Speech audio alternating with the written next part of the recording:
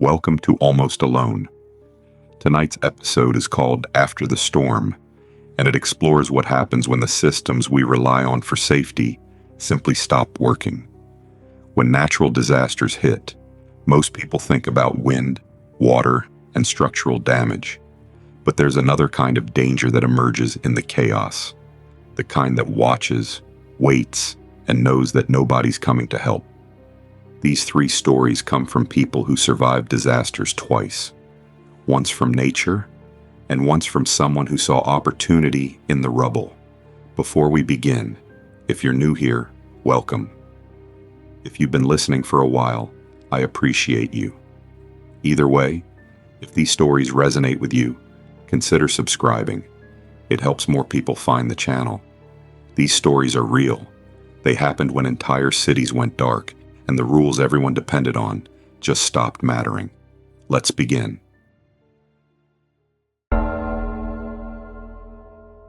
I'm 37 now. In August of 2005, I was 23 years old, living in a shotgun house in the 7th Ward of New Orleans. When the evacuation orders came for Hurricane Katrina, I didn't leave. I didn't have a car.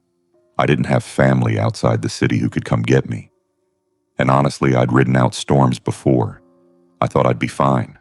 I wasn't fine. The wind came first, then the water. It rose faster than anyone expected. By the second day, the first floor of my house was completely submerged. I was trapped on the second floor with a duffel bag of clothes, some canned food, and a gallon jug of water that was already half empty. I could hear helicopters in the distance, boats sometimes, voices calling out streets away, but no one came down my block. The water kept rising.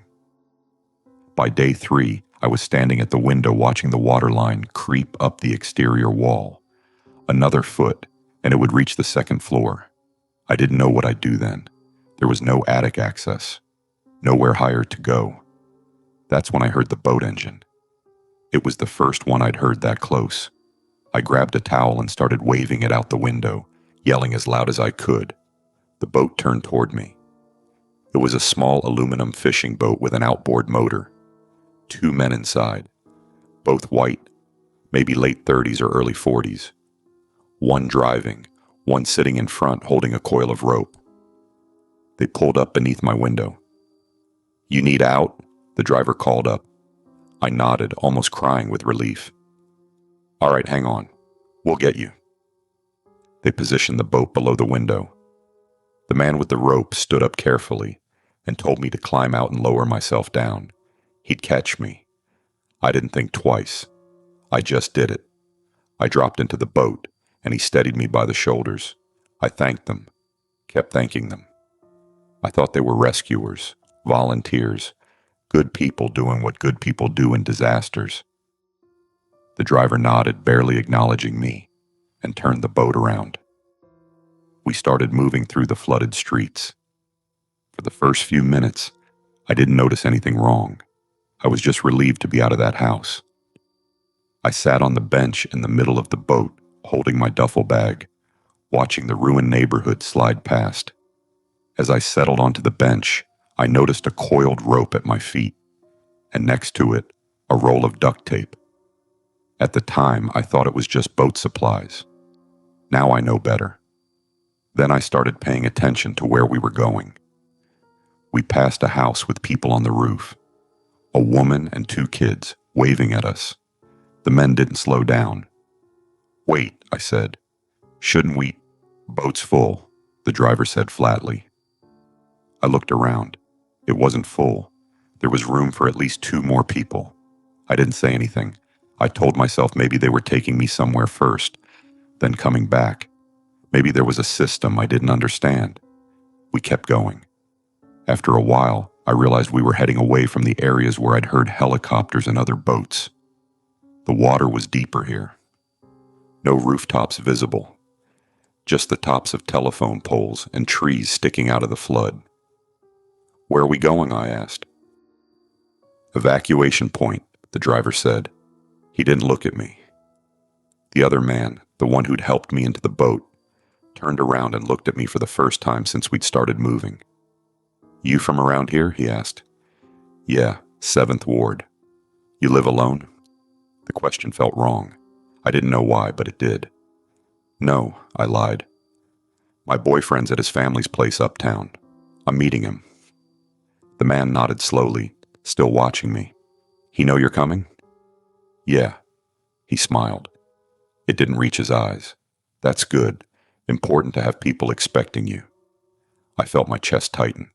The driver turned down a narrow channel between 2 rows of submerged buildings. The water was completely still here. No current, no movement, just silence except for the motor.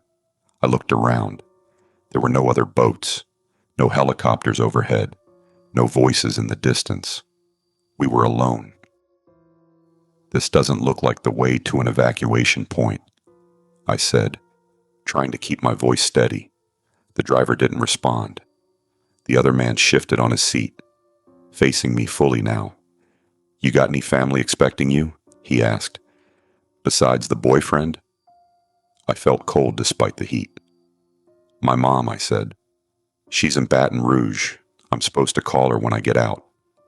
How's she gonna know if you call or not? He asked. Phones are down everywhere. My hands tightened on the duffel bag. People are expecting me, I said, voice shaking now. He leaned forward slightly. You didn't tell anyone anything.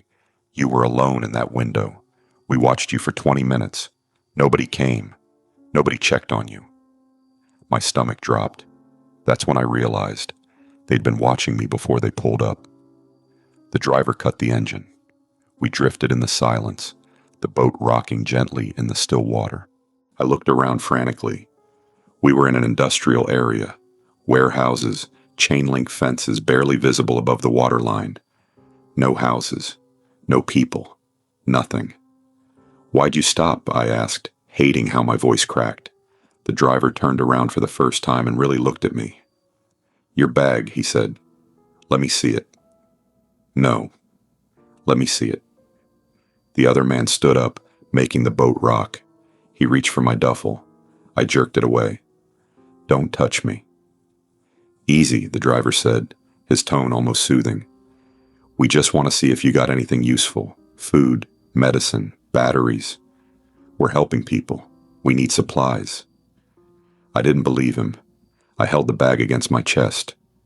You can have the food. There's not much. Just take it and drop me off. Where do you think we're going to drop you? The driver asked.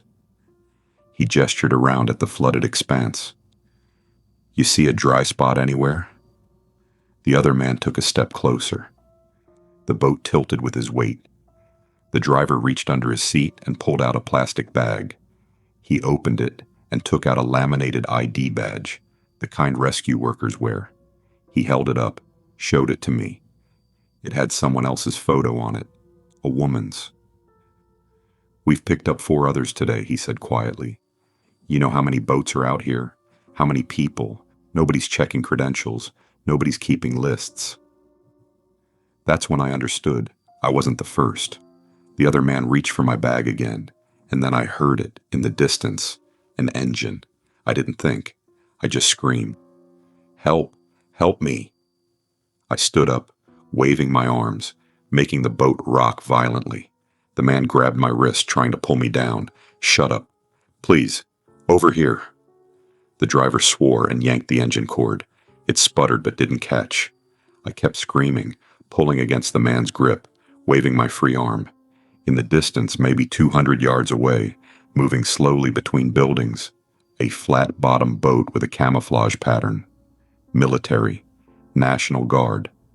The guard boat turned. I saw someone stand up in it, raising a hand to shield their eyes, looking in our direction. The man holding me let go suddenly. The driver got the engine started. Forget it, the driver snapped. Let's go. The other man hesitated, then sat down hard. The boat lurched forward. Wait, I started to say, but the driver wasn't stopping.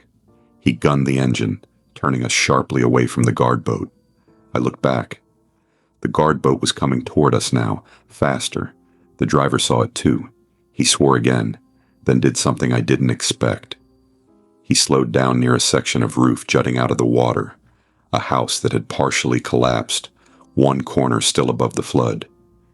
"Get out," he said. "What?" "Get out." The other man grabbed my duffel and threw it onto the roof section. Then he shoved me. I stumbled, half fell onto the slick shingles, scraping my palms. By the time I got my balance and looked up, they were already speeding away, the boat cutting a white wake through the brown water. The guard boat reached me 3 minutes later. There were 2 soldiers inside. One helped me into the boat, while the other asked if I was hurt. I said I was okay. "Who were those men?" one of them asked, watching the distant speck of the fishing boat disappear around a building. "I don't know. They said they were evacuating people." The soldiers exchanged a look. "You're the 4th person today who's told us that," one of them said. "Different boats, same story. We've been getting reports since yesterday." "Reports of what?" "Men in unmarked boats picking up women," he said. "Alone, no family, no one tracking them. 2 women we pulled out of the water said they jumped rather than stay in the boats. Another one we found on a roof said the men left her there after she fought back." I felt my stomach drop. "They're hunting," the other soldier said quietly. "Using the flood as cover. Whole damn city's chaos. No one's keeping manifests. No one knows who got out and who didn't." I looked at the water, at the endless, drowned city stretching in every direction. "Did you catch any of them?" I asked. He shook his head. "They scatter when they see us coming. Blend right back in with the rescue efforts. Could be anyone." They took me to a real evacuation center, checked my name against a list, gave me water and an MRE, and helped me contact my mother. I left New Orleans 2 days later on a bus headed for Baton Rouge. I never saw those men again, never learned their names, never found out if they were caught or if they just disappeared back into whatever lives they'd had before the storm made them bold. But I think about them sometimes. I think about how carefully they asked their questions, how they steered the boat away from witnesses, how they knew exactly where to take me, where no one would see. They weren't opportunistic, they were methodical. And I think about the other boats that were out there, cruising the flooded streets, looking for women alone in windows. Women with no car, no family, no one who'd know if they vanished into the water. The hurricane destroyed the city, but it was the men in the boats who were hunting. Sometimes I wonder if those men are still out there, if they wait for the next hurricane, the next flood, the next time nobody's watching.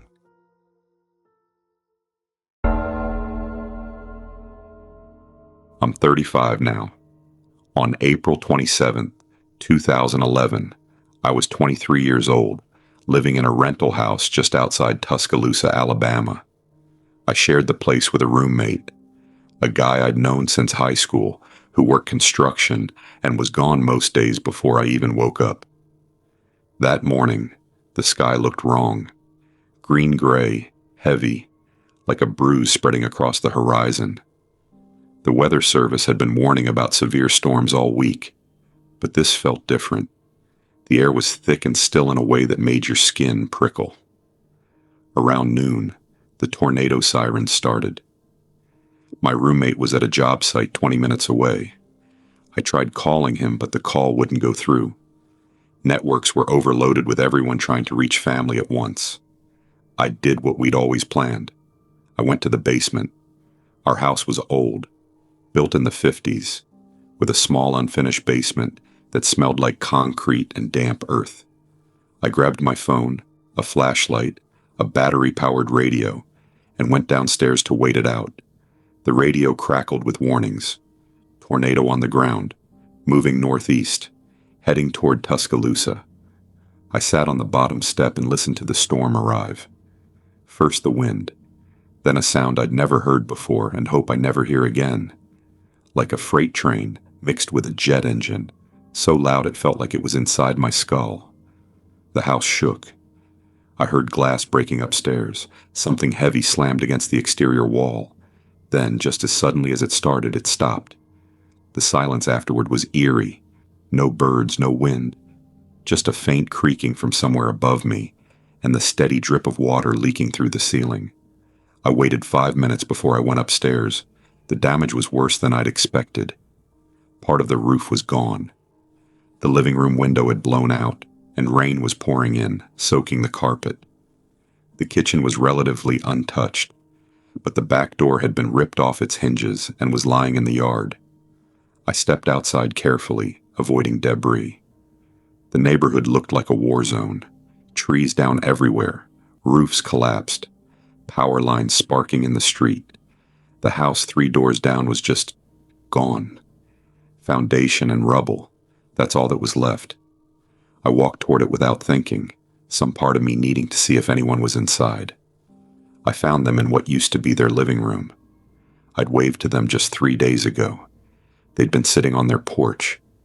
The woman had asked if I wanted lemonade. Now she was lying face down in the rubble, one arm reaching toward where her husband was pinned under a beam, like she'd tried to get to him. I checked for pulses anyway. Her skin was already cold. I stepped back, shaking, and looked around for help. The street was empty. No cars, no people. Just wind and wreckage, and the distant sound of more sirens. I went back to my house. Power was out.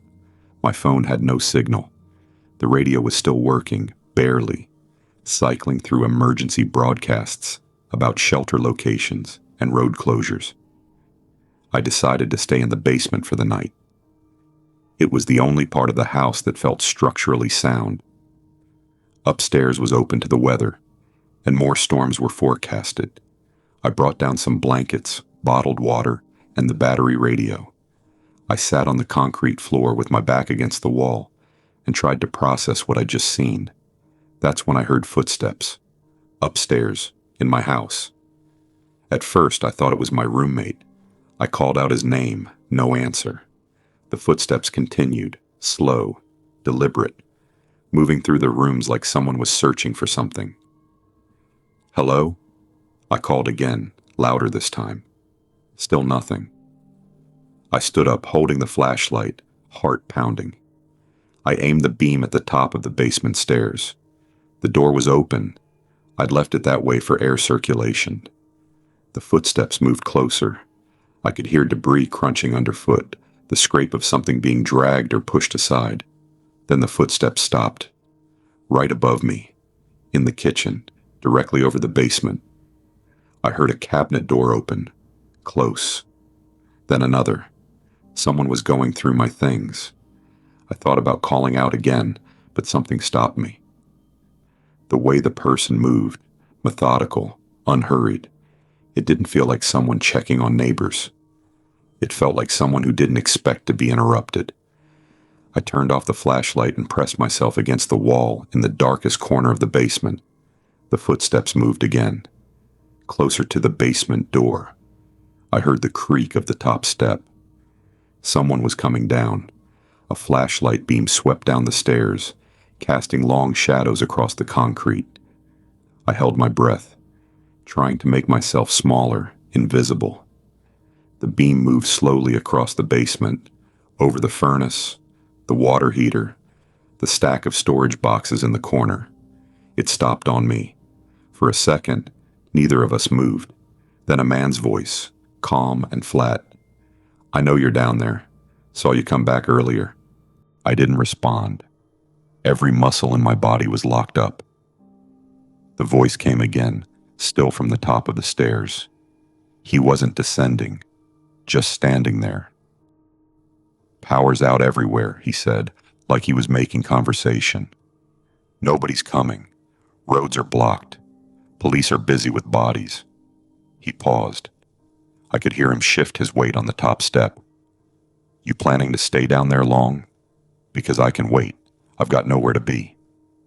My heart was pounding so hard I thought he'd hear it. "Or you can come up and we can talk. I'm just looking for supplies, food, water. Maybe we can help each other out." I heard him sit down at the top of the stairs, not leaving, just waiting. "I can sit here all night," he said. "You're going to have to come up eventually. You going to sleep down there? In the dark? What happens when your flashlight dies?" He was right. I had maybe 2 hours of battery left. "Tell you what," he said. "I'm going to count to 10. You come up, we talk, and I'll leave. You stay down there. Well, I'm a patient guy." He started counting. 1. I looked around frantically. There was no other way out. The basement windows were too small, too high. 2. I could hear him shifting his weight on the step. Something metal scraped against wood. The crowbar. 3. My phone had no signal. I couldn't call for help. 4. I was trapped. 5. That's when the chainsaw started outside. He stopped counting. I heard him stand up abruptly. 6, he said, but his voice had changed, less patient. The chainsaw revved again, closer. Someone was in my yard. "Fuck," he muttered. Basement door slammed shut. I heard him move through the kitchen fast, stumbling over debris. The back door, or what was left of it, banged against the frame. Then silence. I stayed in that corner, shaking, listening to the chainsaw cutting through wood somewhere down the block. I stayed there for an hour before I moved, even after the chainsaw stopped, even after I heard my neighbor calling out, asking if anyone needed help, because part of me was still waiting for the counting to start again. Eventually, I crept up the stairs and looked through the ruined kitchen. He was gone. I went outside. My neighbor, an older man I'd only spoken to a handful of times, was in his yard cutting up a massive oak that had fallen across his driveway. He saw me and waved. I walked over. Tried to explain what had happened. The words came out jumbled. He shut off the chainsaw and listened. When I finished, he looked at my house, then back at me. "You should come stay with us tonight," he said. "Got a generator. You'll be safer." I did. The next morning, we walked through my house together, checking for anything missing.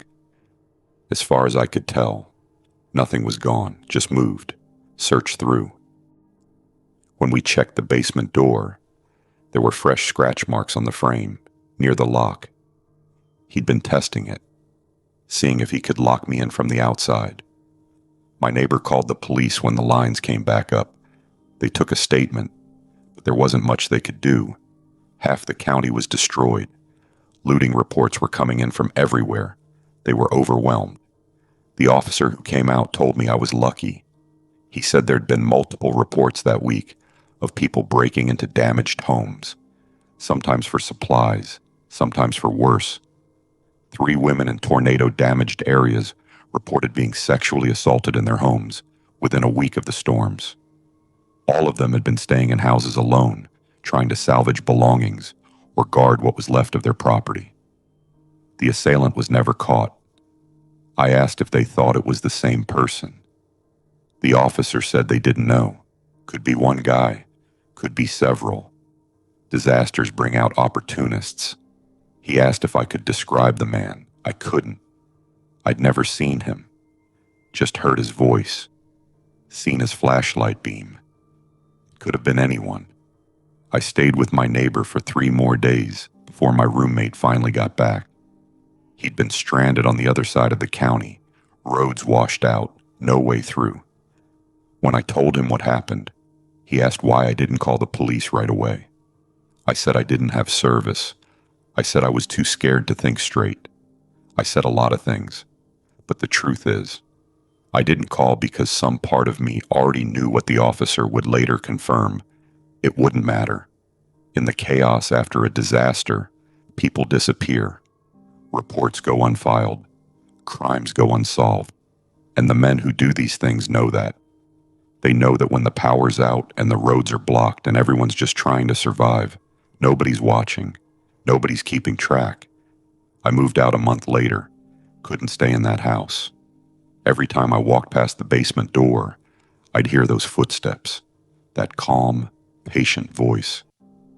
"You planning to stay down there, all alone?" I'm 35 now. It's been over a decade since that tornado, but I still think about it, about how close I came to being another name on a list of unsolved cases.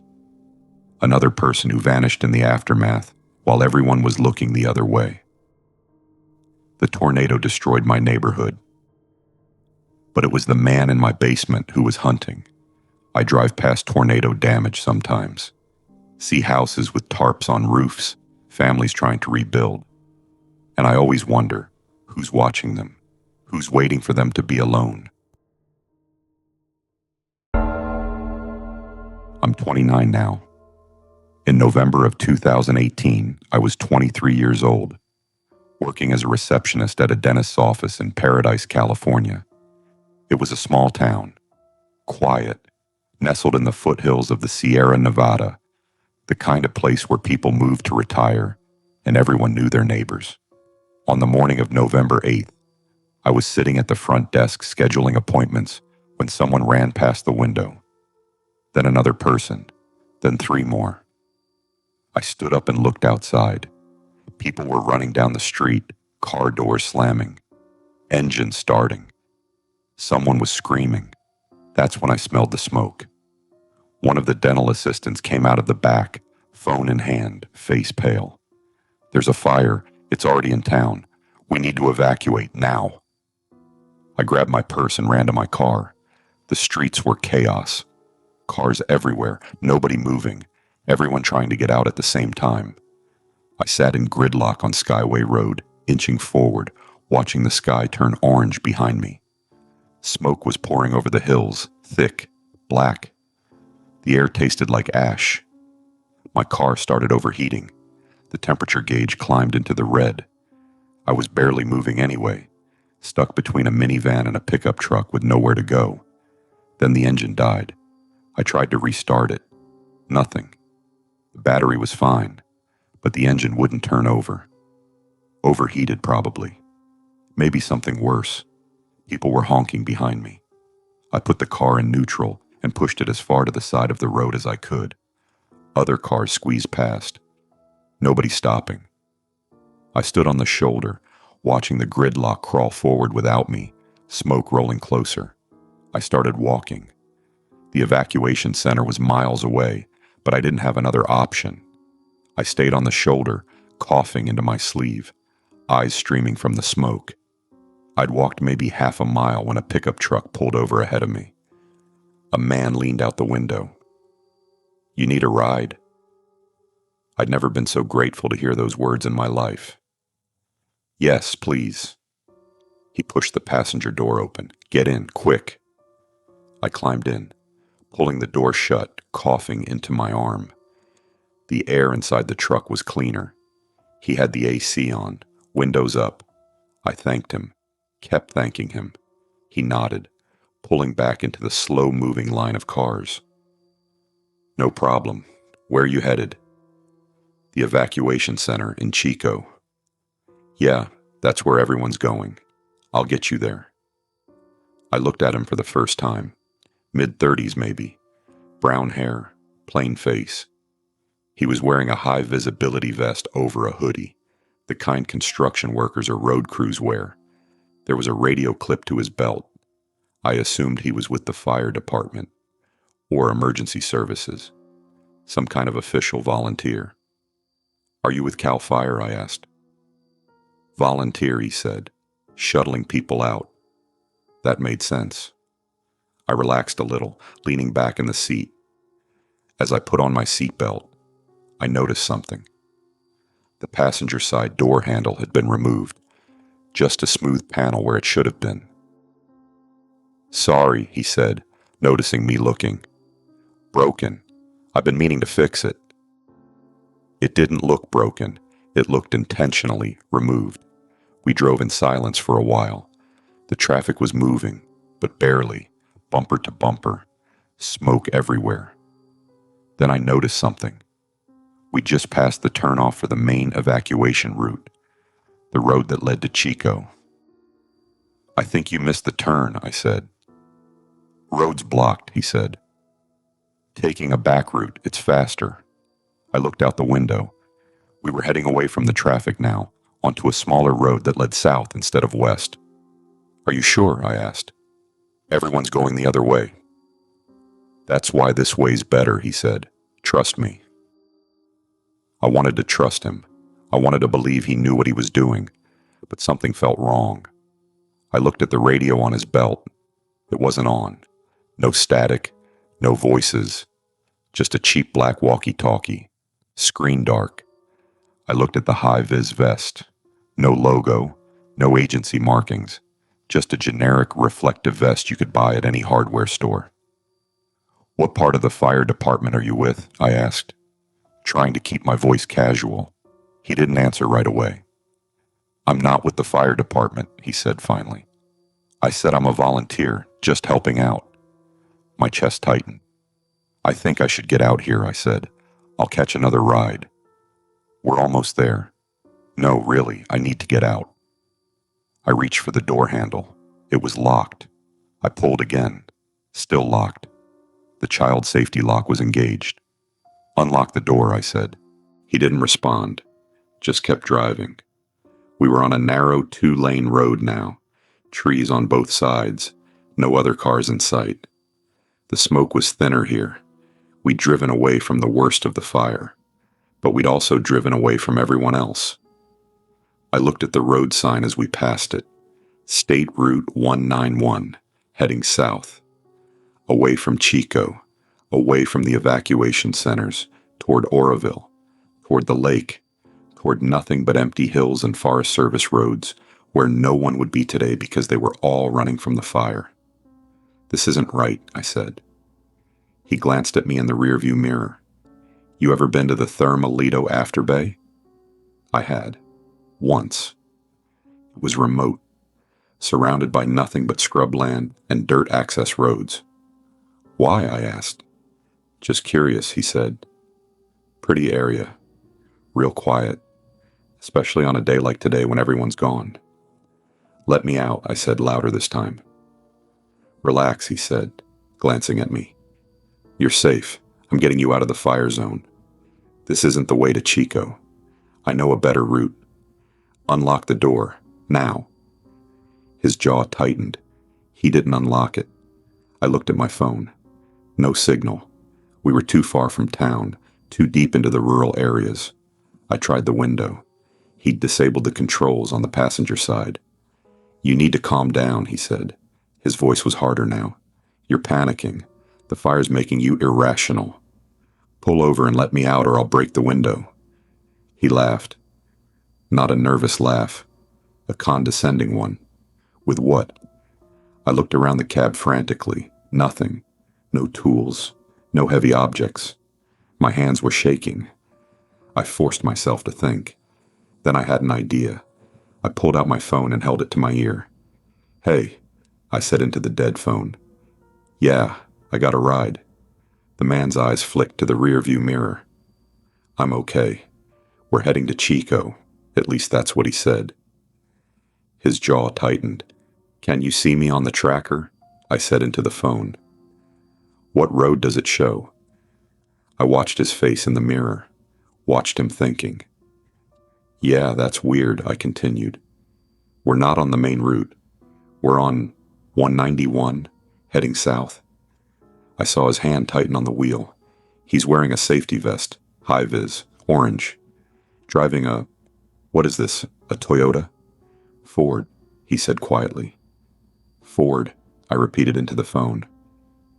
Dark blue, no plates visible from inside. He looked at me then, really looked at me, trying to figure out if I was bluffing. My husband's a sheriff's deputy, I said. He's already calling it in. If I don't show up at the checkpoint in 15 minutes, they're putting out a bolo. I looked directly at him. He knows what truck I'm in, license plate, everything. He can see exactly where I am right now. The man's hands tightened on the steering wheel. We drove for another minute in silence. Then, ahead of us, I saw something that made my heart leap. A checkpoint, fire crew, CAL FIRE trucks, police. An actual roadblock set up to control traffic flow and check evacuee routes. I started pounding on the window. Help! Help me! The man swore under his breath. We were 50 yards from the checkpoint. Officers were waving cars through, checking IDs, directing people. I kept pounding, screaming, "Please!" He won't let me out. One of the officers looked up. The man saw it too. He slowed the truck. For a second, I thought he was going to try to run the checkpoint, or turn around, or do something desperate. Instead, he reached over and unlocked my door. "Get out," he said quietly. I didn't hesitate. I grabbed the handle and shoved the door open while the truck was still moving, maybe 10 miles an hour. I jumped. I hit the pavement hard, rolling, scraping my hands and knees. The truck kept going, accelerating now, swerving past the checkpoint before the officers could react. One of them ran over to me. "Are you okay? What happened?" I tried to explain. Tried to catch my breath. The words came out in gasps. They got a description of the truck, put out a call, searched the area. They never found him. In the chaos of the evacuation, thousands of cars, hundreds of roads, fires burning across multiple counties, he just disappeared. A sheriff's deputy came to interview me 2 days later. I was staying at a Red Cross shelter in Chico by then, sleeping on a cot with 100 other evacuees. He told me I was the 6th woman to report a similar incident. Men posing as volunteers, offering rides, targeting women who were alone, separated from family, desperate to escape the fire. Most of the women had managed to get away, jumping out at stoplights, causing scenes, forcing the men to let them go before anyone noticed. But one woman didn't. She got into a truck on the morning of November 8th. Someone saw her climb in. She was never seen again. They found her body 3 weeks later, in a ravine 15 miles outside the burn zone. The deputy asked if I could identify the man if I saw him again. I said I didn't know. It all happened so fast. His face was ordinary, forgettable. He could have been anyone. The deputy nodded. He'd heard that before. "They use the chaos," he said. "They know people are scared, not thinking clearly. They know we're overwhelmed, that we can't track everyone. And they know that in an evacuation, if someone goes missing, it might be days before anyone realizes they're not just displaced." I asked if they had any leads. He said no. The truck had no plates that anyone remembered. The description matched 1,000 other trucks in the area. No cameras out there. No witnesses who got a clear look. Then he told me something that made my blood run cold. "We searched the area where you jumped," he said. "Found tire tracks off Route 191, about 8 miles south of the checkpoint, leading to a turnout near the afterbay." He paused. "Fresh tracks from that day." He pulled out an evidence bag. Inside was a cell phone. "We found this in the dirt near the tracks. It's not yours, is it?" I shook my head. "It belonged to the woman we found in the ravine," he said quietly. "She'd been there the whole time, 8 miles from where you jumped, right where he was taking you." I couldn't speak. He gave me his card and told me to call if I remembered anything else. I never called. I moved to Oregon 6 months later. Couldn't stay in California. Every time I saw a high-vis vest or a pickup truck, I felt my chest tighten. I'm 29 now. It's been over 6 years since the campfire, but I still think about it. I think about how he knew exactly what to say, how he looked official without being traceable, how he drove me away from witnesses and help without me even noticing at first. And I think about the other woman, the one they found in the ravine. I wonder if she thought she was being rescued too, if she thanked him, if she trusted him right up until the moment she realized she shouldn't. The fire destroyed paradise. 85 people died. Thousands lost everything. But it was the men in the trucks who were hunting. I never used the word volunteer the same way. Never trust a high-vis vest, because I learned that the most dangerous predators are the ones who dress like heroes. 3 disasters. 3 people who thought nature was the threat. The storms passed, the fires moved on, but the danger stayed. When systems collapse and neighborhoods empty, there's always someone watching. Someone who knows that in chaos, nobody's counting. Nobody's tracking who got out and who didn't.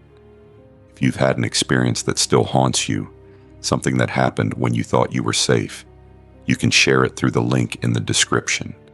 Your story might be next. Thank you for listening to Almost Alone. Stay aware, stay vigilant, and stay almost alone.